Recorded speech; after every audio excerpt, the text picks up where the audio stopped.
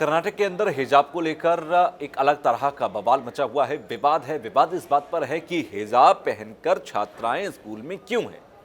दरअसल एक सरकार का फैसला था, उस फैसले में ये था कि वेशभूषा सेम होगी, एक ड्रेस कोड तय होगा। उस ड्रेस कोड के तहत ही वहां पर छात्र छात्राएं जा सकते हैं ड्रेस पहनकर।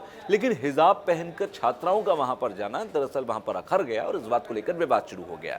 लेकिन मेरा मुद्दा इस वीडियो में ये समझाना नहीं है कि वहां पर क्या हुआ। मेरा मुद्दा ये है कि आप ये समझें कि हिजाब, बहुत सारे लोग गलत सोचते हैं कि हिजाब बुर्का एक ही बात है, लेकिन ऐसा नहीं होता। हिजाब, बुर्का, दुपट्टा और अल अमीरा, आपने शायद नाम ना सुना हो, ये अलग अलग तरीके की पद्धतियां हैं और अलग अलग देशों में अलग अलग तरह के कानूनों के मुताबिक यहाँ पर इसे लागू किया गया। कुछ समय पहले मुस्लिम महिलाओं की तरफ से, कुछ संगठनों की तरफ से इस बात को प्रमोट किया गया था कि हिजाब को प्रमोट किया जाए।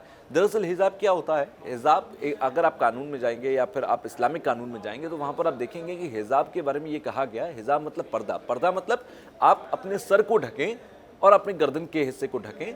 इस हिस्से को ढकने को, यानी कि सर, यानी कि आपके बाल नहीं दिखने चाहिए, आपकी गर्दन नहीं दिखनी चाहिए, इसे हिजाब के तौर पर कहा गया या फिर ढकने के लिए कहा गया। और हिजाब कहीं ना कहीं यही करता है, आपका चेहरा खोलकर रखता है। जो भी लोग हिजाब पहनते हैं उनका चेहरा खुला रहता है, बस सर और गर्दन ढकी होती है। लेकिन आप उधर बुर्के को अगर देखेंगे, जैसे तालिबान के अंदर बुर्का प्रथा है और वहां पर कहा जाता है कि आप बुर्का पहन कर रखिए। तो बुर्का पहनने का मतलब यह है कि आप सर से लेकर पांव तक पूरी तरह से ढके हुए होते हैं और आंखें भी आपकी ढकी होती है एक जालीदार कपड़े के जरिए। ये हो गया बुर्का। दुपट्टा, जो आपकी बेहतर तरीके से समझते ही हैं। और इसके बाद आता है एक अल अमीरा, जो कि दो हिस्से का कपड़ा होता है। एक सर पर बांधा जाता है कैप की तरह, और दूसरा होता है जो सर से लेकर आपके आधी बॉडी को कवर रखता है। तो ये अलग अलग तरीके के जो हिजाब, अल अमीरा, बुर्का, दुपट्टा, ये प्रथाएं जो हैं, ये अलग अलग इस्लाम के अलग अलग जो कहना चाहिए देशों के, जैसे तालिबान के अंदर आप देखेंगे तो तालिबान में शरीयत को और ज़्यादा कट्टर तरीके से लागू किया गया। तो अलग अलग देशों ने अलग अलग तरीके से लागू किया, या अलग अलग शहरों में अलग अलग समाज ने अलग अलग तरह से लागू किया।